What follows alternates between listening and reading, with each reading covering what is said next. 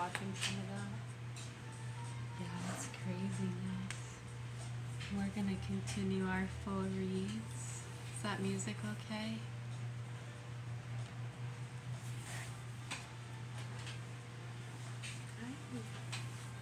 Yeah, some good things. How are you? Awesome. Yeah, it's really sad. I think I'll touch base on that really quick before I do my full read. I wasn't planning on answering any of those questions. I just came on to do some of our reading. Yeah, when it comes to a lot of that, you can see how a lot of the wires get crossed within those situations. Money marketing schemes, it's the same ones, and that's where I think a lot of the confusion is lying there. Specifically referring to the Charlie Kirk case that you're talking about. It's really sad. It's absolutely horrific what happened to him and what they did to him. And I think that's, again, where a lot of the confusion lies, because many of us who are looking more at the people that were peddling him and kind of influencing him, fear propaganda, false sense of security, a whole host of different things, and they set him up. And then they're making it look like other things, and then you're listening to a lot of really immature, sick people laugh about the death of someone. It's horrible. I don't even know how to respond to that, to be quite honest with you. Yeah, it's just, it takes our breath away. It makes us feel sick. It's sad. It's horrible. We don't really understand it, no. It's like from our perspective and here in this situation and with the things we deal with and the cases and how horrible, and the murder of young innocent children, the rape and torture, the murder of mentally ill people, and what they've been doing here with myself and my children and my family, and we don't even expect them to be smacked on the wrist.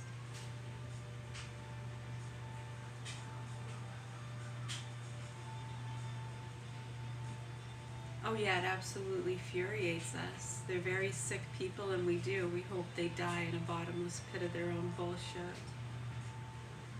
So is that horrible? We wouldn't laugh or celebrate the death or murder of any of them at all whatsoever. Any of the punks that are fucking young children and killing innocent people and think it's okay and trying to justify it, and the sickos protecting them, knowingly or unknowingly. Yeah, I hope they die in a bottomless pit of their own bullshit.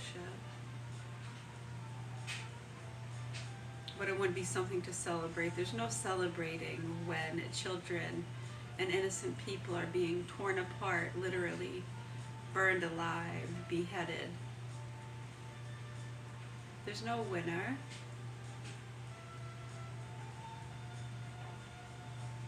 Right, even if you could go scoop up all the Hamas people that committed those crimes, is that going to take away the pain of the people who loved and knew those people? And even a lot of people around the world, we feel it too, just as human beings, that innocent suffering. I mean, there's something, if you can't feel that, then, I don't know, maybe you're too medicated, or you were brought up by heathens and horrible people. It doesn't always create that. Sometimes it can create the opposite. Almost like someone being brought up by alcoholics. It makes them not want to drink at all. So sometimes being brought up by heathens can make you an angel. It all depends. There's really, I guess, no credit fully to anything. Yeah, I guess every basket and being is a combination of a lot of experiences and teachers and students and things. Life. Do, do, do.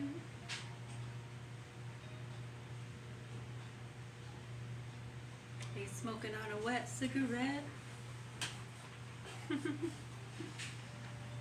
But yeah, that's probably where a lot of that confusion lies, is many people are more focused on the ones who really conducted and orchestrated a lot of that, and others are just kind of looking at this sick, transgender, mentally ill person, again, cheering on that. It's horrible.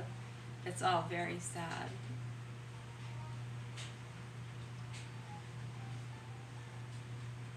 I can't even put into words, to be honest with you.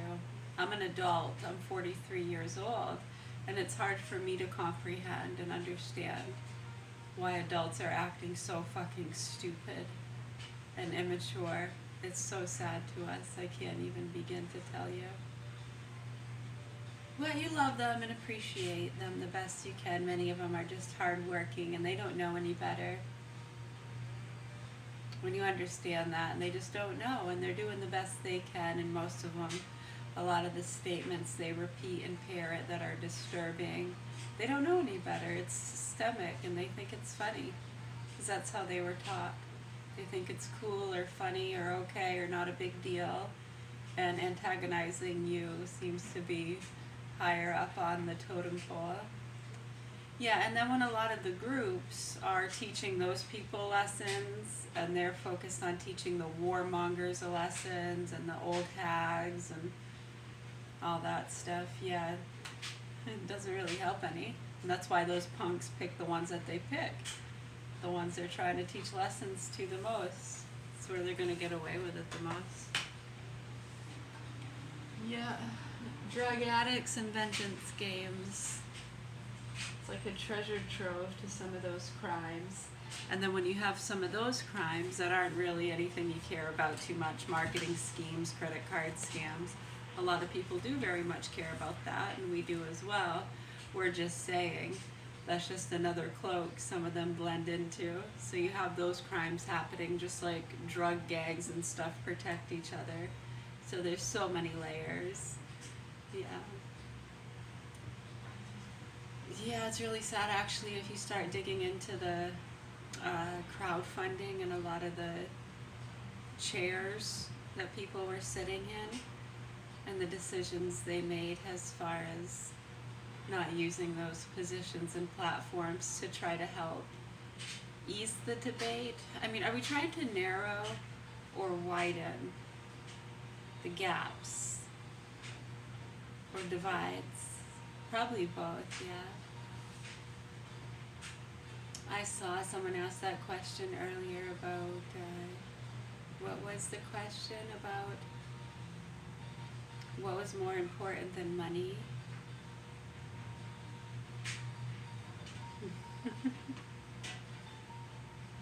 Well, can you have one without the other?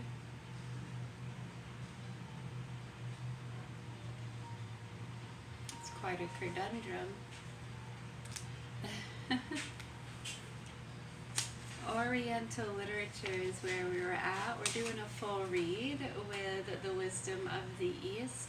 Does that answer those questions? Sorry, that's already 8 minutes and 18 seconds. Hey, my son's birthday, 8/18. Yeah, so that's already almost 10 minutes of answering those questions, and I didn't even really want to talk about any of that stuff. I just wanted to come on and do some reading. Hi, how are you?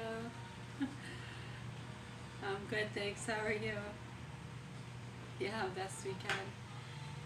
It's book number 1 in the Columbia University series, page number 8, Oriental Literature. The term Orient should be applied, strictly speaking, only to Asia, which is conventionally divided, and to the Far East from 90 degrees east longitude through Japan, the Middle East, 60 to 90 degrees, and the Near East, 40 to 60 degrees. But it has been so extended as to include Asia Minor, as well as Egypt, which is no farther east than the Crimea, and even all Africa north of the Sahara, since the language and civilization of this latter area are Arabic, and thus derived from the Near East in the true sense of the term. From the point of view of racial origins, it would appear that only 3 of the literatures of the Orient have been produced by races indigenous to Asia: Sumerian, Chinese, and Japanese. Egyptian literature was doubtless native to Africa and is its modern representative.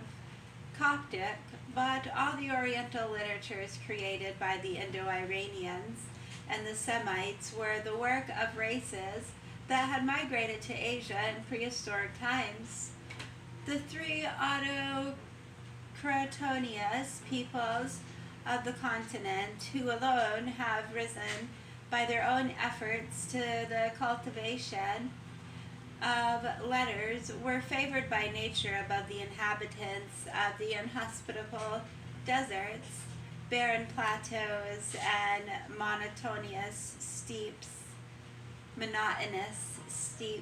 of inner and northern Asia, in that they dwelt in fertile lands. There they formed stable governments, developed along sound lines laid down by traditions suitable to their various characteristics, and evolved a settled mode of life in place of a nomadism earlier enforced by harsh natural environment. Gradually amassing wealth, they obtained the leisure amid intervals of peace requisite for the development of literature and the arts. Finally, political, economic, and religious contacts with other peoples stimulated and molded their culture. The Indo-Iranians, one of the two great races who entered Asia, appear to have migrated from some area variously supposed to have been either in Europe or even in North Africa, to regions east of the Caspian, which, far less arid than they now are, may then have been fertile. Thence, it would seem, they passed southward in a series of migrations through the Iranian plateau and into the Punjab area of northern India, finally extending their influence over the entire Indian peninsula, including the Dravidians, and through the spread of Buddhism affecting Java, Tibet, and Sogdian, Sakhian, North Iranian, and Tocharian lands, Indo-China, and even China. These Indo-Iranians were one of the great branches of the Indo-Europeans who imposed their type of language and at least some of such civilization as they possessed upon their predecessors in Europe and parts of Asia and Anatolia, receiving in return modifications of various kinds. They were akin, therefore, to the Greeks, Romans, Albanians, Celts, Teutons,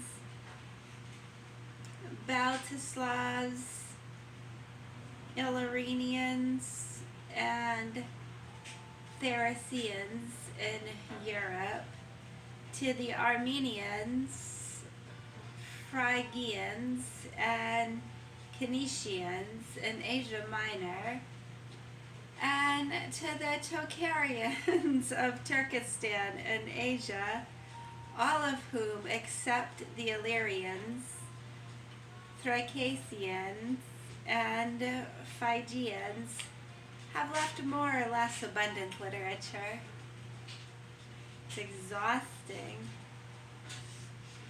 The other great race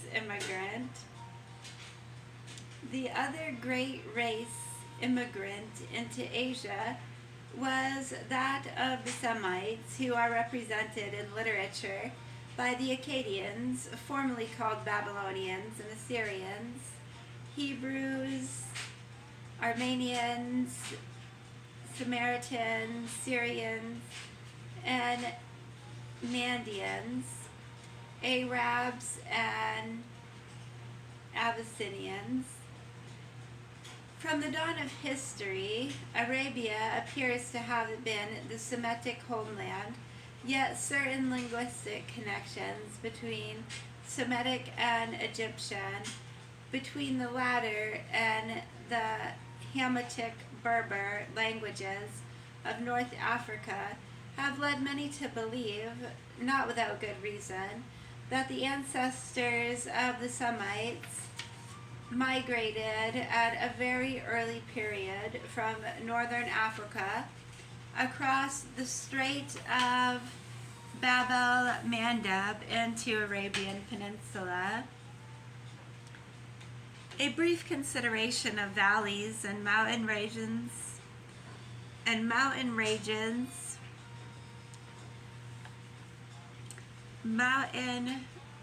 that's what I said, and mountain ranges. What did I say? A brief consideration of valleys and mountain regions of Asia will show how geographical conditions fostered these divisions. As regards the original inhabitants, the Sumerians,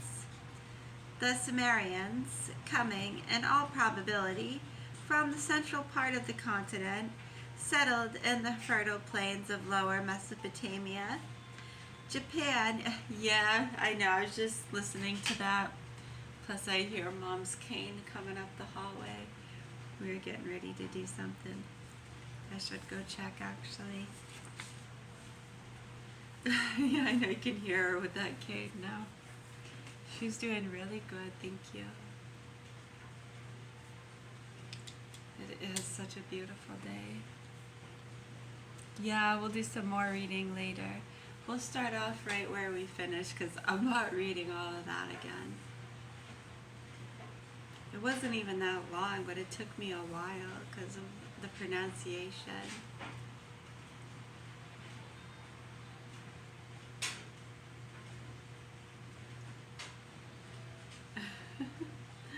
I know, like silent reading, it kind of doesn't exist too much there, like it kind of just flows through when you're trying to say it out loud. Yeah, sometimes I get tongue twisted. It can be hard with the different pronunciations for me sometimes, but I do the best I can. Thank you. You're welcome. Alright.